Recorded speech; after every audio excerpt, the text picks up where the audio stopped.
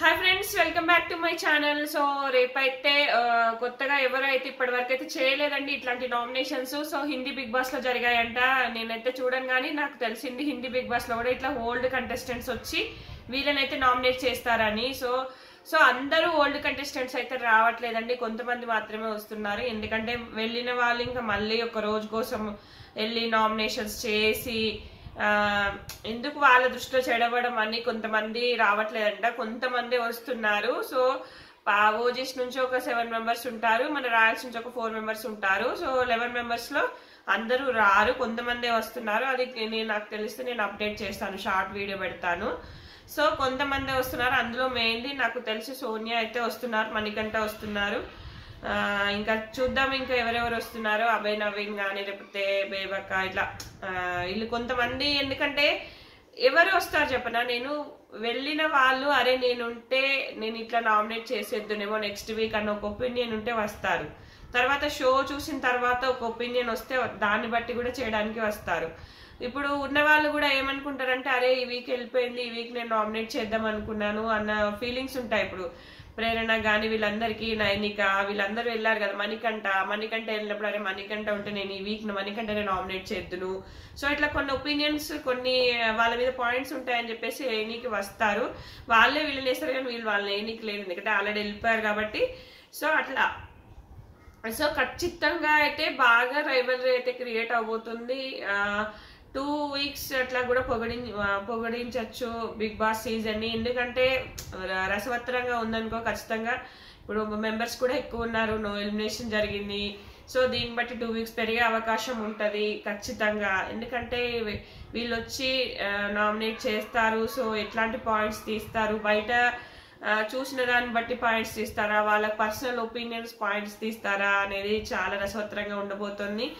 Already అయితే మనకు సోనియా నిఖిల్ ని బాగా ఆడుకున్నట్టుగా తెలుస్తుంది, ప్రేరణని కూడా ఫుల్ ఆడుకుంటుందంట. సో వాళ్ళిద్దరికి ఫుల్ ఒక రకమైన రేంజ్ లో మాట్లాడుతుంది. ఎందుకంటే సోనియా గట్టిగా మాట్లాడుతుంది కాబట్టి ఖచ్చితంగా పాయింట్ టు పాయింట్ ఇచ్చి పడేస్తుంది.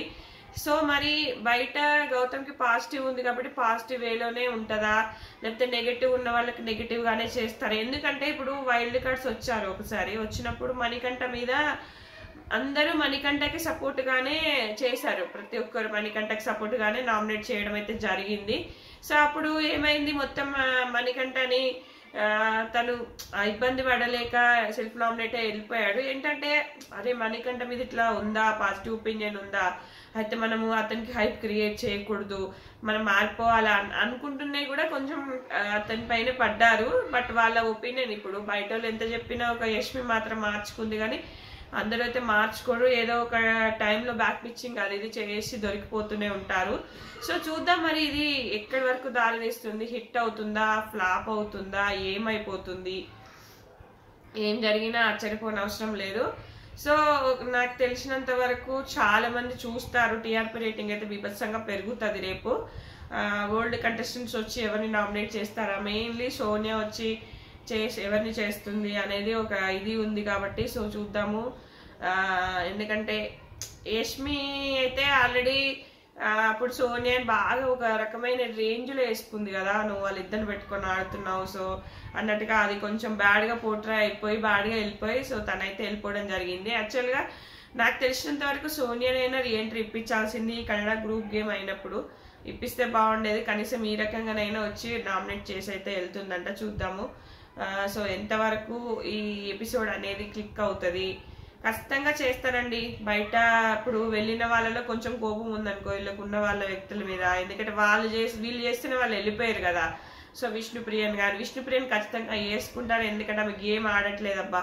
ఎంతసేపు పృథ్వీ ఎంత జెన్యున్ ఉంటే ఏం లాభం, నువ్వు బిగ్ బాస్కి వచ్చిన ఎందుకు లవ్ చేయడానికి అయితే కాదు కదా. నేను ఎట్లున్నా అట్లున్నా అంటే, ఇప్పుడు నేను ఎట్లున్నా అట్లున్నా అంటే నీకంటూ కొన్ని ప్రియారిటీస్ ఉంటాయి. నువ్వు ఇప్పుడు బయటకు జాబ్కి వెళ్ళాలి, బయట యాంకరింగ్కి వెళ్ళాలి, అంతేగాని నేను పృథ్వీని ప్రేమిస్తే యాంకరింగ్కి వెళ్ళాను అంటే నడవదు కదా. నువ్వు గేమ్ బిగ్ బాస్కి వచ్చినావు, గేమ్ ఆడు.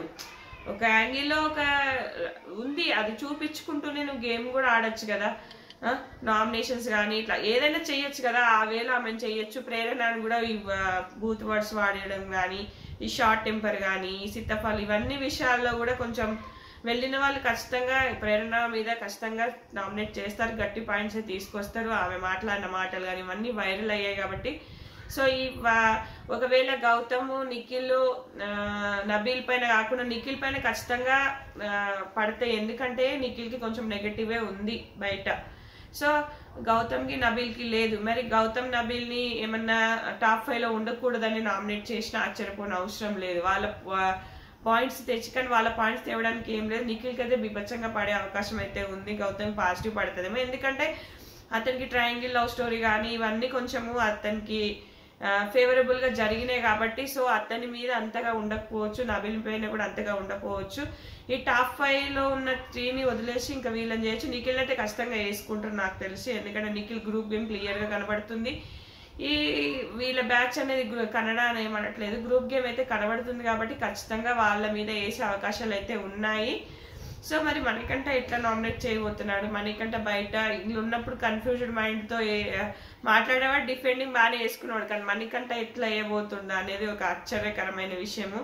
చూద్దాం మణికంఠ ఎట్లా ఆడతాడు, ఎట్లా ఆడతాడు కదా, ఎట్లా నామినేట్ చేస్తాడు, ఏ పాయింట్స్ తీసుకొస్తాడు. బయట చూసి వచ్చింది కాబట్టి టాలెంటెడే, కాకపోతే ఇక్కడ బాగా నలిగిపోయి ఇంకా నేను వెళ్ళిపోయాడు.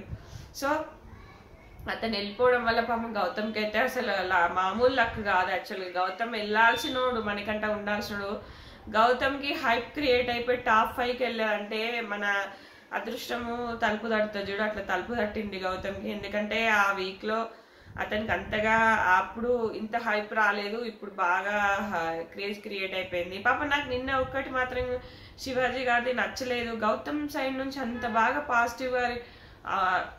అంత పాజిటివ్ గా చెప్తుంటే అక్కడ శివాజీ నుంచి అంత రాలేదు. మేబీ ఎడిటింగ్ లో ఏమైనా కట్ చేశారా లేదా అర్థం కావట్లేదు. పాపం చాలా బాగా ఇంకేమైనా పొగిడితే బాగుండు. ఒక 2 మాటలు నువ్వు అప్పటికన్నా ఇప్పుడు బాగా ఆడినావు, బాగా ఆడుతున్నావు, ఇప్పుడు గేమ్ బాగుంది, నీ మాట్లాడే విధానం బాగుంది, నువ్వు మెచ్యూర్ గా మాట్లాడుతున్నావు అన్నీ ఒక్కసారి చెప్తే బాగుండేది.